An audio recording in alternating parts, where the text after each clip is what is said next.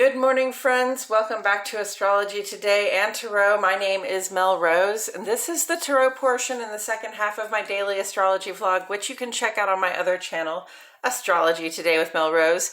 Over there, you'll find a description of the day's astrology as I have spelled it out here. Here, I will discuss the tarot card that sits on the side of the page, and then I'll play another card that, in the context of today's astrology, may give us something more to think about. So let's get into it. The card that currently sits on the side of the page is the Seven of Cups, and it is here for a reason. It's here because it corresponds in astrology with the final 10 days, or the third decan of the sun's transit here in the land of Scorpio. So Scorpio is a water sign, and cups in tarot are water element symbolism. And water element symbolism is very much about how things feel to us, okay? The emotions that arise when we have experiences, okay? What is the physical sensation that comes with the emotion, the questions that come up, the intuitive information and knowing that arises with that emotional feeling when we have an experience. And so we come to this Seven of Cups. And the Seven of Cups is really very much about sort of dreaming about what our options are, right? Like really diving into what kind of choices we would like to be able to make and how we kind of feel about them, right? And, you know, it's almost like, are you going to pick what's behind door number 1 or number 2, right? And so you don't really know all that is on the other side of the door. It can look like a really good opportunity up front, but then it can be something else on the other side. There might be some danger lurking there. On the other hand, you know, we might take a choice that feels intuitively good, although we don't know what we're getting, and get a real benefit on the other side of that, passage. So that's the Seven of Cups. You know, be careful about harboring illusions about how the things that you would like to choose will be. Be careful about, you know, not being sort of privy or even sort of open to noticing the things that we may not like about those options, right? And you know, just be careful about, you know, not sitting in a state of fantasy or wishful thinking to a point where we are not an acknowledgement of things as they are right now. And with that said, I'm going to shuffle this one more time and just thank you so much for being here. I truly appreciate your presence. Please go ahead and subscribe, click that like button and the notifications bell. I'm here every day and I love it that I get to share this intuitive information with you all. So we got the High Priestess today. So this is another major arcana card. And, you know, the High Priestess is a person who...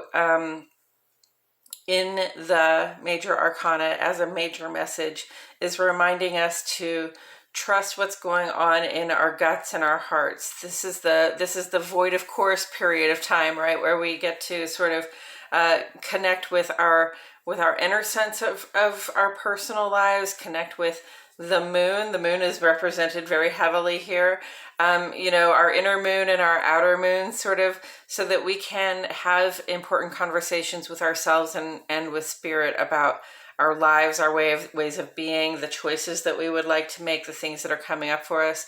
Very watery imagery, very watery you know, symbolism all over the page right now. So, but mostly the High Priestess is here to say, you know, you have support and you also have, you know, a depth of feeling and intuition, and you can trust what your depth of feeling and intuition are telling you.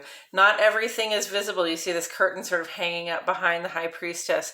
Not, you know, we don't always get a look behind the scenes. We don't always get a look sort of like into our own personal depths or the depths of any situation.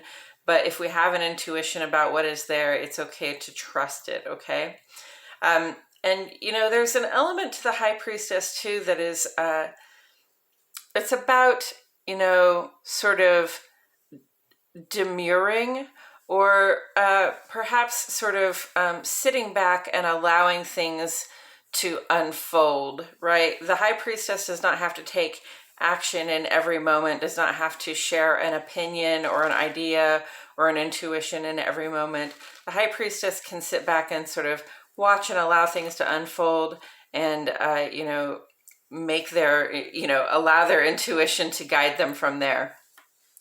So, I'm seeing the High Priestess on the page in terms of Mercury's sextile to Pluto, which culminates today.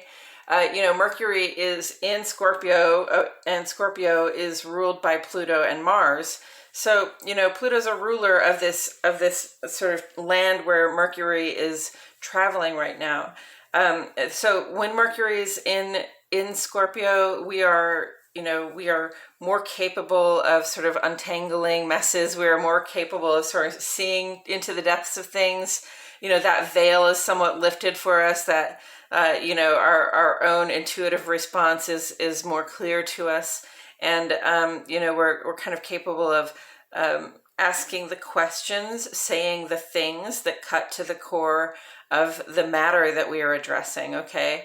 And that can be, that can be a very helpful thing at this time.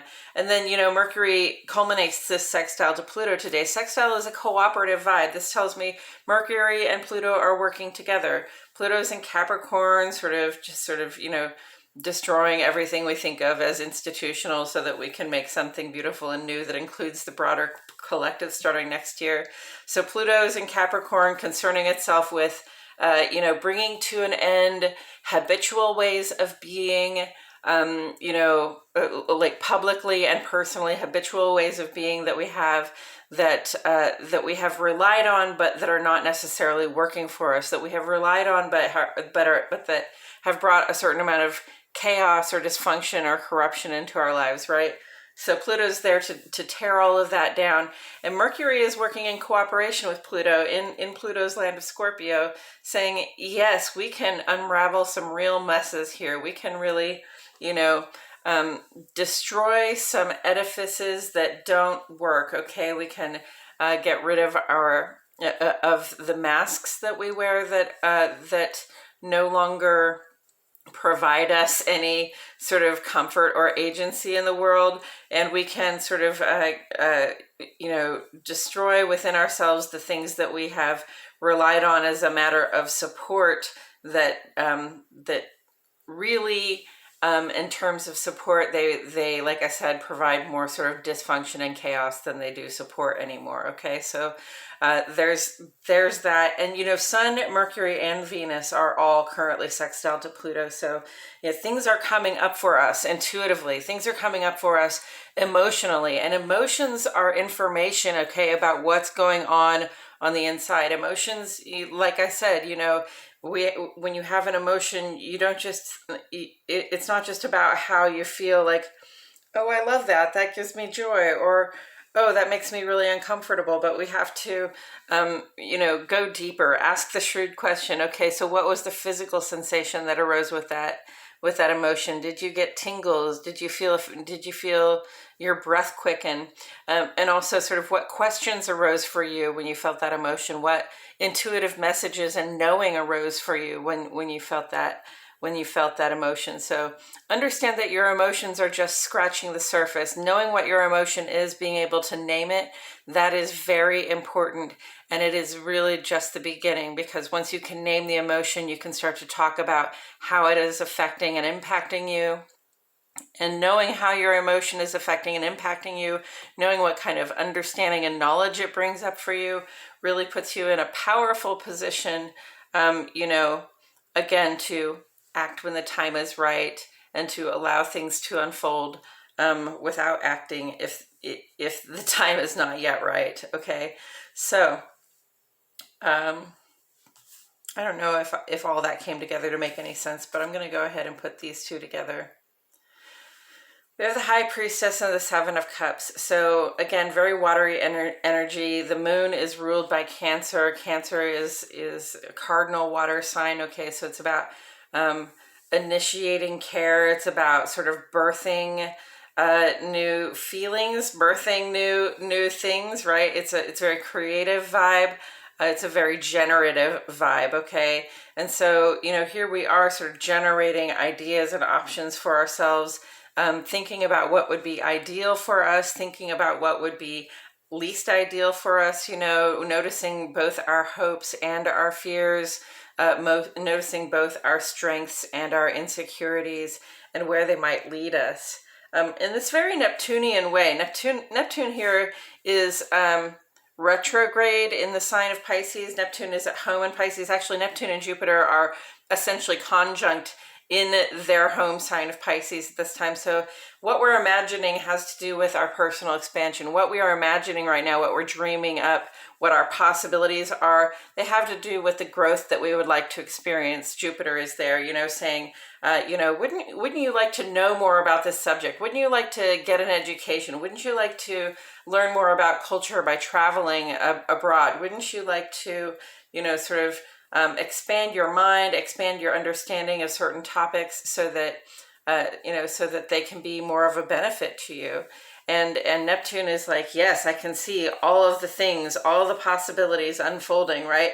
And this is the high priestess, like saying, yes, I see all of the possibilities unfolding. I feel this way and I notice this. I feel this way and I notice this.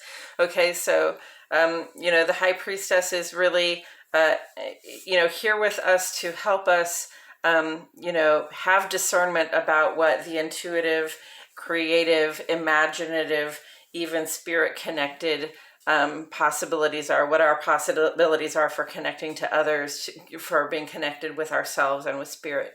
So again, like yesterday we had the Ace of Wands and I said, look, an option might arise that you thought was a good one, but if you don't feel excited about it in the moment, if it's not a heck yeah, I want to go for this, don't talk yourself into doing it just because it's something that you would have chosen or you thought you might choose. Okay, if it's not something you feel excited about when it arises, then there are more questions to ask, there are more feelings to have, there's more consideration to give it, and you don't have to jump right on that boat. Okay, but here's the high priestess saying, you have what it takes to discern between these options, right? And you have what it takes to sort of, again, sit back, allow things to unfold, among these personal options, among these personal ideals for what might be, certain things are going to, as we allow them to unfold, emerge as real possibilities, emerge as things having true potential. And, those things that emerge are going to leave the other ones sort of behind. So we're not so much focused on those other options. So, do wait for your opportunities to unfold. Do wait to see, what looks and feels right to you. The high priestess is not at all about talking themselves into situations that they thought would feel good. The high priestess is going to say, yes, this feels right, or no, this does not feel right. And, the high priestess has that support, that understanding that, that her choices have been beneficial in the past, that listening to her heart and her gut has worked for her in the past and has empowered her to sort of gain this position in her life where she's, where she has power for herself and with others as well. So, here's your invitation to get in touch with your inner moon. Here's your invitation to get in touch with what your actual emotions and intuitions, what your intuitive depths are telling you. Mercury sextile to Pluto here, listening to what the intuitive depths are telling us, being able to rationally cogitate, think about what it means that we feel a certain way about something or that we intuit a certain thing to be happening. Use that discernment, make use of it. You have this really optimal opportunity right now. All this trine energy that has to do mostly with our personal lives here is all bouncing off of that sense of expansion, our imagination about how we would like to grow, what our creative sense is telling us about how we can grow in the world. Okay. So there's a lot of manifestation here. Okay. Water is about manifesting. It's about sort of giving birth to things, right? We want to be clear on the fact that, that we have the options, right? That we would like to, that we desire to entertain. And then, we have the high priestess in our heart, here telling us which options are more like opportunities, which options actually feel right or feel like, a good direction to pursue. And, understand that neither of these really addresses the how of the matter of getting to where it is that we want to go, right? Neither of these really addresses the how this change is going to affect our lives, or how these things that are coming up from the depths of our hearts are going to affect our path forward in life. Okay, so what we want to be really paying attention to also is the fact that, the how is not as important as having an idea what is going to work for us. Okay, so get an idea what it is that's going to work for you in terms of your personal expansion, what it is that you really desire for yourself, what options you are really interested in entertaining, that feel good for you, that feel like that they look like a path forward that you can envision having and dealing with in the future. And let go a little bit of the how it is supposed to happen, because again, we set our goals, and yes, we can actually lay out the steps to our goals, but between here and there, a lot of things can unfold and happen. We can get there faster because of some boon that happens in our lives, some generosity on the part of the universe. Or, we can get there a little bit slower because we're not using our discernment and really, giving ourselves the space and time to allow those things to unfold. The how is not as important as the what. Okay, the how we get there is not as important as what the destination is. Okay, we've got to figure out the destination and then just start stepping in that direction, right? Work our way in that direction. All right, I believe that's all I have to say about it today, friends. Thank you so much for joining me. I truly appreciate your presence here. My name is Mel Rose, and I'll see you all back here tomorrow for more Astrology Today and Tarot.